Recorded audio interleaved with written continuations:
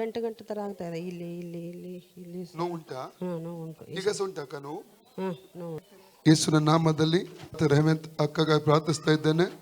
ಹೊಟ್ಟೆ ನೋವು ಬಿಟ್ಟು ಹೋಗಲಿ, ಎದೆ ನೋವು ಬಿಟ್ಟು ಹೋಗಲಿ, ಭುಜ ನೋವು ಬಿಟ್ಟು ಹೋಗಲಿ, ಕಾಲು ನೋವು ಬಿಟ್ಟು, ಲಿವರ್ ಸಮಸ್ಯೆ ಬಿಟ್ಟು ಹೋಗಲಿ. ಮಾತ್ರವಲ್ಲ 8 ವರ್ಷದಿಂದ ಅನುಭವಿಸ್ತಾ ಇದ್ದಾರೆ.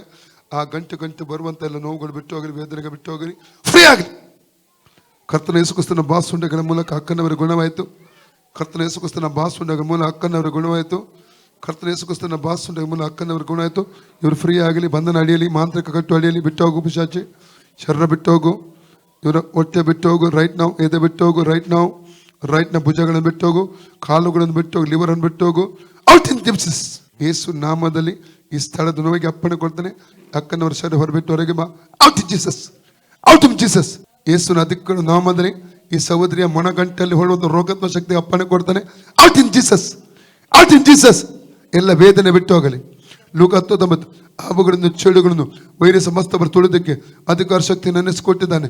ಆದ್ರಿಂದ ಅದಕ್ಕೆ ಕೇಳಿ ಮಾರ್ಗದರ್ಶನ ಕರ್ತನ ಯೇಸುಕ್ರಿಸ್ತನ ಬಾಸುಂಡೆ ಮೂಲಕ ಸಹೋದರ ಗುಣ ಫ್ರೀ ಇದ್ದಾನೆ. ಬಚ್ಚಿಸಿ ಅಭಿ देखो